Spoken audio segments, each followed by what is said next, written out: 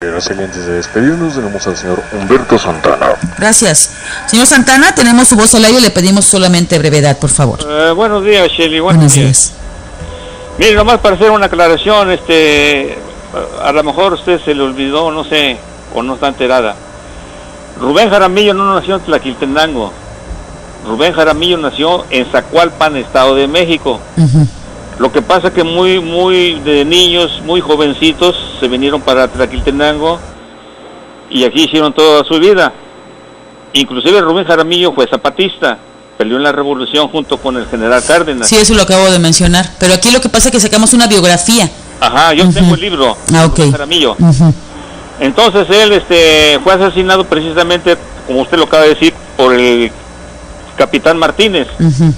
Yo ese capitán Martínez, yo personalmente lo conocí, yo estaba chamaco. Yo me juntaba con su hijo Ricardo, que también fue teniente del ejército. Éramos muy amigos, pero de chamacos, de muchachos, pues, chamacos.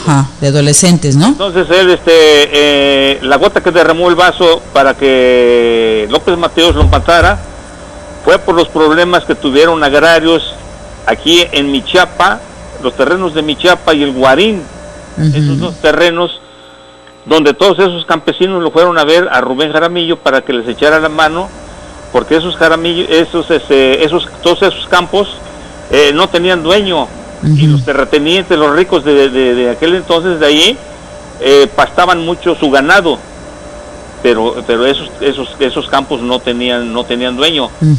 Entonces él quería formar una colonia modelo, estilo socialista, allí en los campos de Guarín y Michiapa. Entonces, a raíz de eso fue cuando definitivamente López Mateos dio la orden de asesinar a Rubén Jaramillo. Aquí lo tengo, fíjese, ya lo estoy sacando, señor Santana. Aquí tengo el dato, dice, nació en 1900 en Real de Zacualpan, distrito de Sultepec, Estado de México, pero desde niño vivió en Tlaquiltenango. Exactamente. Aquí está.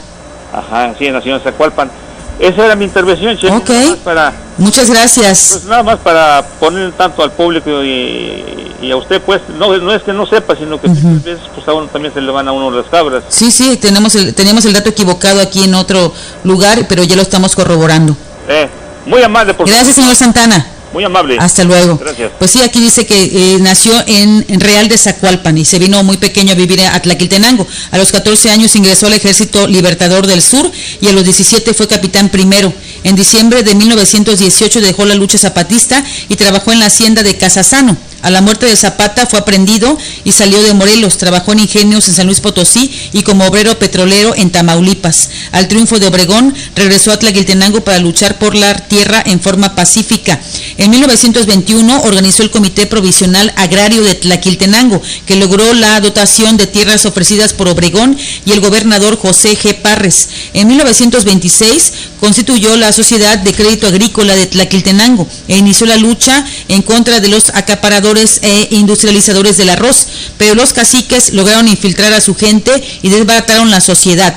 En 1933, en la convención del Partido Nacional Revolucionario efectuada en Querétaro, Jaramillo apoyó la candidatura de Lázaro Cárdenas y le entregó un escrito en donde le proponía la instalación de un ingenio en Jojutla para liberar a los campesinos de los acaparadores de arroz y volver a sembrar caña. Asimismo, le solicitó agua y electricidad para Puente de Ixtla. En 1936, Cárdenas comenzó la construcción del ingenio Emiliano Zapata en Zacatepec y en 1938 inició su operación administrado por la Sociedad Cooperativa de Ejidatarios, Obreros y Empleados, de cuyo Consejo de Administración Jaramillo fue el primer presidente. El propio Adolfo López Mateos, entonces joven abogado, redactó las bases constitutivas de esa sociedad.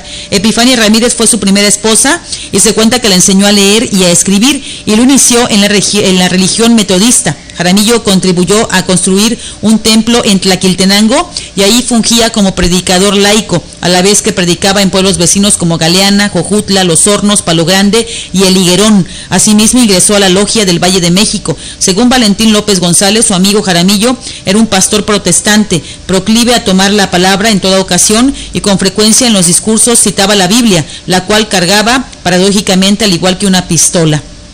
Al nuevo ingenio acudió gente de muchas partes, entre ellos su hermano Porfirio, acompañado de obreros comunistas que iniciaron a Rubén en la lectura de obras de Marx, Gorka y Flores Magón. Bajo su influencia ingresó al Partido Comunista por poco tiempo, ya que eran más fuertes sus creencias religiosas, las que mezcló con lo que le gustó de aquellos pensadores. Por otra parte, fue miembro del primer comité de la Unión de Productores de Caña de la República Mexicana.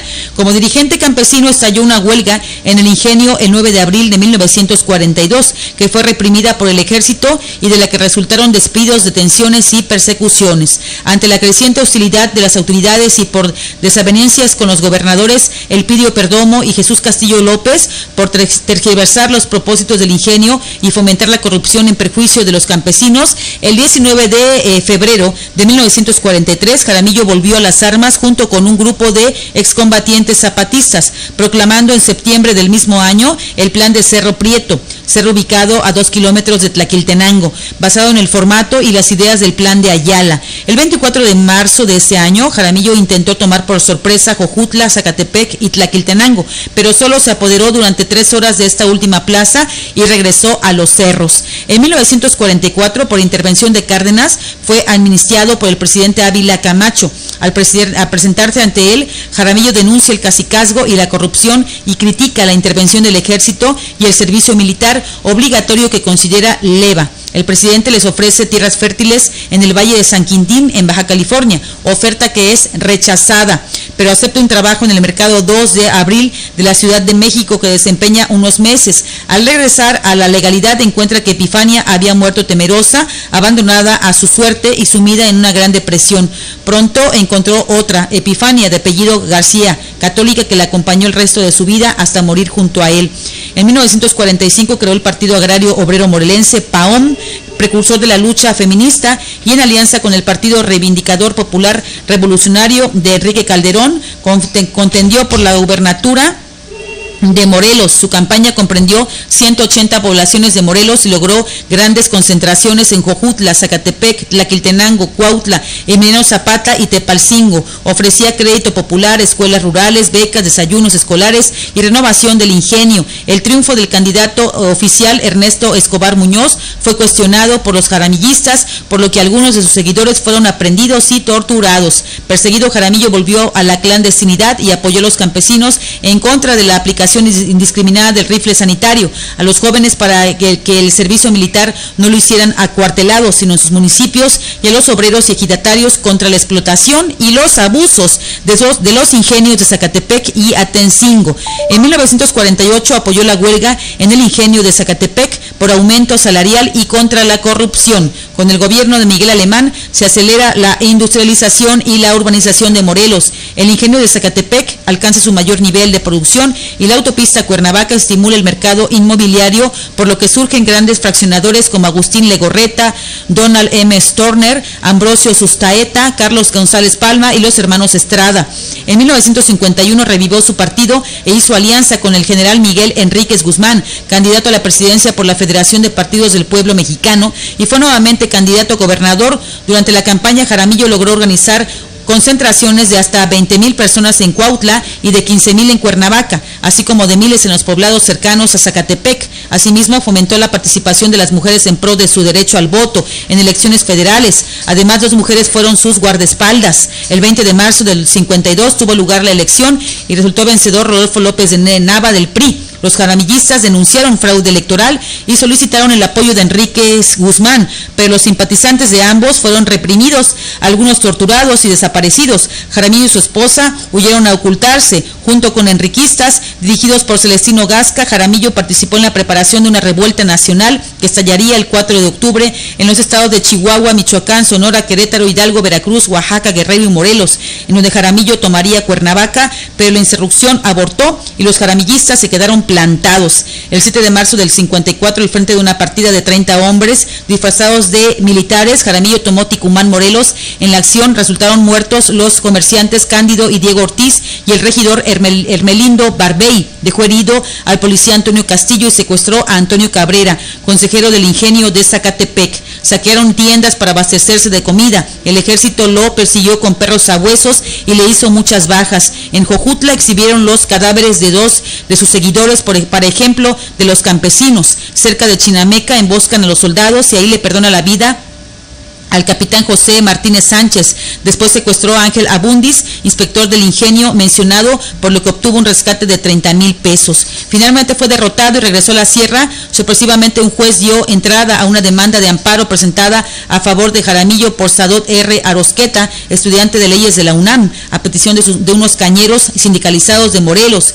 El juez requirió su presencia y la prensa aguardó su llegada al juzgado, pero no se presentó. Siguió en la oscuridad, aunque logró notoriedad pública. Se cuenta que el presidente Ruiz Cortines se entrevistó con él en una cantina y después también López Mateos. Ya como candidato presidencial, López Mateos le ofreció garantías para volver a la legalidad, pero Jaramillo actualizó su plan de Cerro Prieto y volvió a preparar una rebelión. El 14 de mayo de 1958 lo entrevistó la prensa y logró publicar sus demandas. Antes de las elecciones lo recibió en su casa López Mateos. El 11 de julio, el nuevo gobernador Norberto López Avelar, de quien se dice aparece como joven soldado guajardista en una foto junto al cadáver de Zapata, le concedió una amnistía a los levantados y le entrevistó con Jaramillo, quien fue nombrado delegado de la Confederación Nacional Campesina CNC. Los años siguientes regresó a Tlaquiltenango, intentó nuevamente revivir su partido y trató de democratizar la Liga de Comunidades Agrarias y Sindicatos Campesinos de la CNC. Además logró la destitución del gerente corrupto del ingenio de Zacatepec,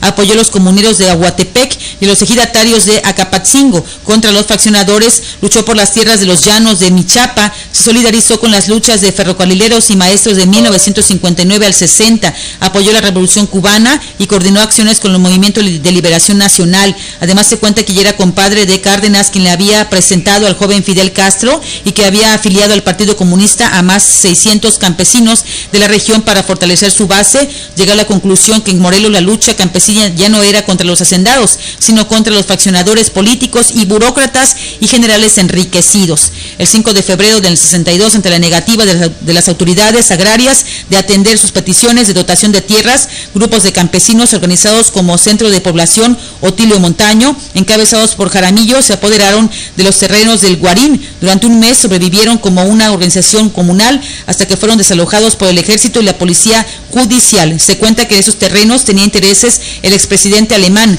Jaramillo no abandonó la lucha e intentó entrevistarse con el presidente López Mateos para que esas tierras fueran adjudicadas a los campesinos que las demandaban, pero perdió el contacto con el presidente y en la prensa se difundieron rumores de que Jaramillo volvería a levantarse en armas. Su casa fue violentada y saqueada, porque el 21 de mayo denunció los hechos a la Procuraduría de la República, mismos al gobernador López Avelar. El 23 de mayo siguiente, Jaramillo, su esposa Epifania Zúñiga y sus hijos Enrique, Ricardo y Filemón fueron secuestrados por soldados vestidos de civiles al mando del capitán José Martínez Sánchez, hombre moreno cuya mejilla cruza una cicatriz, guiados por el exjamillista Heriberto Espinosa, alias El Pintor, y llevados en vehículos militares a las inmediaciones de las ruinas de Xochicalco, en donde horas después fueron ultimados con armas reglamentarias del ejército mexicano. La operación fue presenciada por los vecinos y Rosa García, anciana madre de Epifania. Ahí está pues la historia de Rubén Jaramillo. Hoy, 23 de mayo, se va a recordar un aniversario más luctuoso. Ahora sí, vámonos después de todo esto, de haber corregido el dato, a los momentos felices de